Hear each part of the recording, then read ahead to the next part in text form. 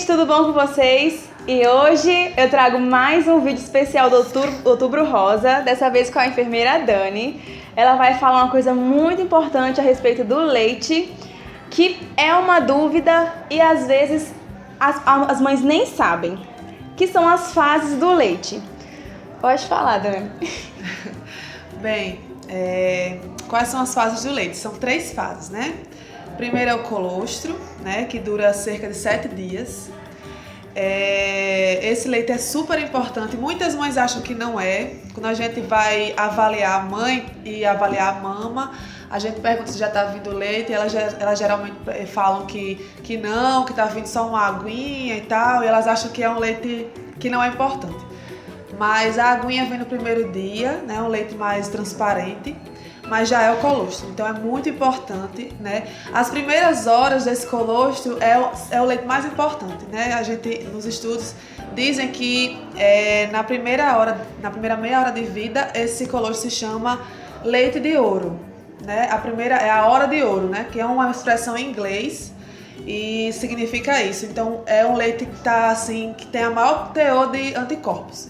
Dura 7 dias, o primeiro é um leite bem clarinho, um leite transparente, primeiro dia, e depois ele vai se tornando amarelado. É um leite bem escuro, amarelo mesmo. Do 8º dia até o 15º dia é um leite de transição. Aí é um leite muito rico em proteínas, é um leite muito rico em nutrientes para esse bebê. E depois desse 15º dia é um leite maduro. Aí é um leite mais assim, cor de água de coco. Sim. Aí ele é bem clarinho e um leite mais maduro, né? Mas ele vai até os 6 meses maduro desse jeito, importante para o bebê. É importante que a mãe, quando for amamentar, ela dê o peito, um peito durante a mamada só, ela não fica alternando as mamas, porque senão ela não vai secar esse leite, essa mama, e ela não vai o bebê não vai adquirir o leite maduro, o leite gorduroso, aliás, que é o leite do final da mamada. Então ele começa a mamar aqui, começa a matar a sede. Depois que chega no final da mamada, vai matando a fome. Então se ele não fizer isso, não secar essa mama, então ele não vai engordar. Ele vai beber que vai mamar muito, mas não vai ganhar peso. Então é importante que ele termine uma mama. Quando for na próxima mamada, depois umas 2, 3 horas, enfim, que ele for mamar novamente, aí ele passa para outra mama. Não existe intervalo, assim, a amamentação é sob livre demanda, o bebê é que manda. Então é ele que vai dizer a hora que ele quer mamar. Tem bebê que mama meia hora, 40 minutos, 1 em 1 hora, enfim, depende do bebê. Então, só que não pode deixar ultrapassar as 3 horas, né? Não pode. Aí tem mãe que confunde, acha que tem que mamar de 3 em 3 horas. Elas pensam, mas não é isso. É que não pode ultrapassar as 3.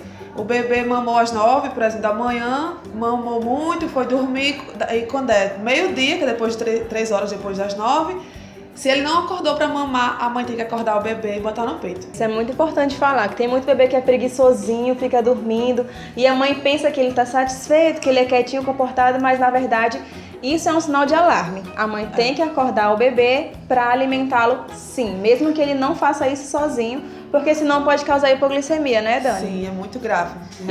Isso. E o sinal de hipoglicemia é um bebê largado, um bebê apático, ele é sonolento mesmo.